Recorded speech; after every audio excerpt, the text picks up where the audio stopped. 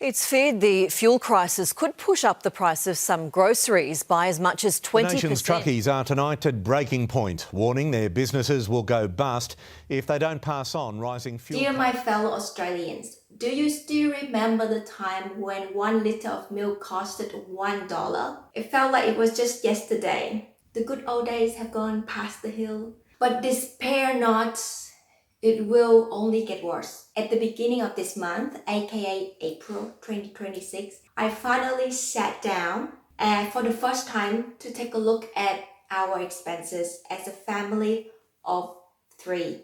2 adults and 1 toddler. Do we live as frugally as we always think? Well, let's take a look at the numbers, shall we? Before that, some basic information about us.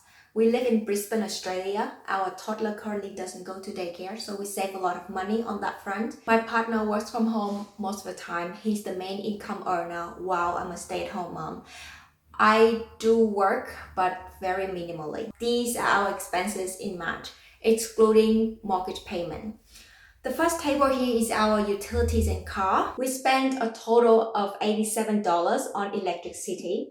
We have solar panels and battery, and that's how we minimize our electricity bill. March is still one of the hottest months in Queensland. So with solar energy, we can afford to run our aircon every day during the day. We also try to save electricity bill by running most of our appliances during the day when the sun is still the strongest, especially oven and stove. We don't use gas for cooking, so I try to cook only when the sun is still strong.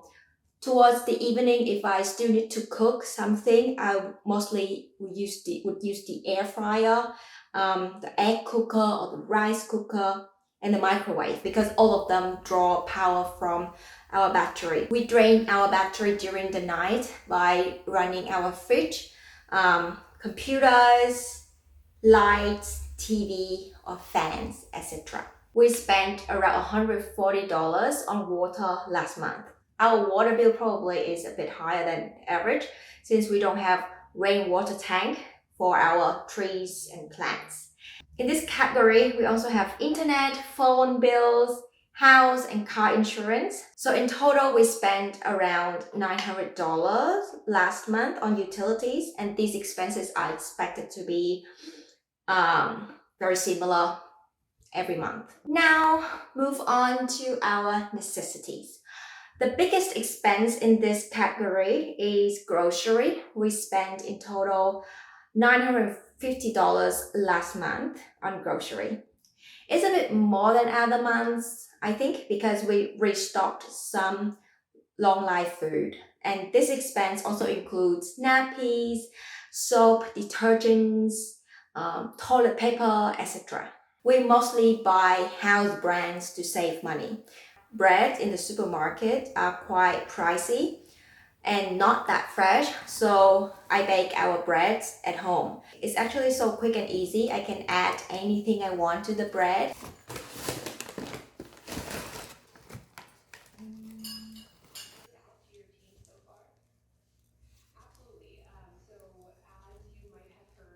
And this week, as you can see, I added some dates to make it a bit sweet.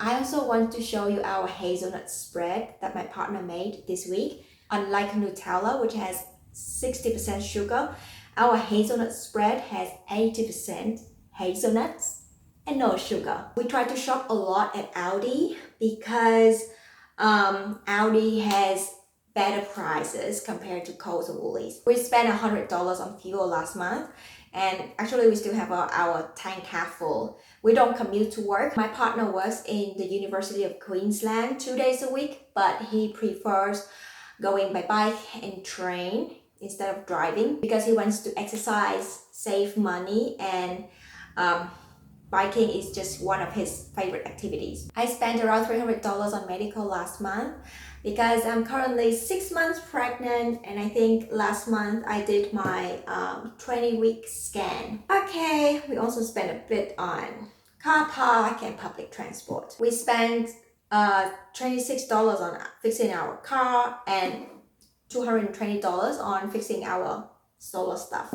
So now we move on to non-necessities. So these are the expenses that I think if we have some difficulties in terms of cash flow, we can totally cut out these expenses. We spent zero money on subscription. We spent around $500 on shopping some stuff for our home. Last month, we furnished the 2 guest rooms for our parents to visit us when our second baby arrives. I spent around $100 last month to shop for myself. I also spent around $160 on driving lessons because my driving exam is at the end of this month. I also spent around $100 on coffees and eating out. It's actually more than usually. Usually, I only went to our coffee shop close to our place once every week for a matcha latte. That's it. Frank spent around $176 on his coffee and eating out, so he loves drinking tea and sometimes some snacks for his lunch when he was at UQ. Once a week on the day that I work at home, he would take our toddler out and probably go for a smoothie or something.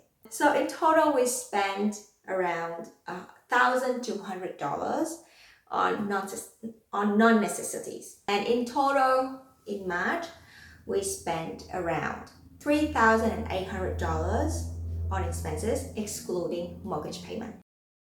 We mostly look out for free or low-cost activities like going for a picnic in the park, inviting friends over, or hanging out with our friends, or going to meetups, backyard barbecue, or campfire. We always have such a good time, and our friends also love it. We make snacks at home. We use public transport as much as we could. We mostly fix things ourselves. Frank is really handy on these kind of things. Even when there are things that he never knew how to fix it before, he learned how to fix it, probably through AI or internet or whatever. We buy most of our things secondhand. So only 2 days ago, I picked up this coffee machine for free. One lady in our neighborhood gave away this coffee machine. You can always find very good stuff on the internet if you just look out. It takes a lot of browsing compared to the money that we would spend on a new item. I think it's really worth it. So those are the few things that we do to minimize our expenses. If you guys have any ideas how to save money or how to live frugally while still enjoy life, please let me know in the comments. I would love to hear. See you in the next video. Until then, stay positive and bye bye.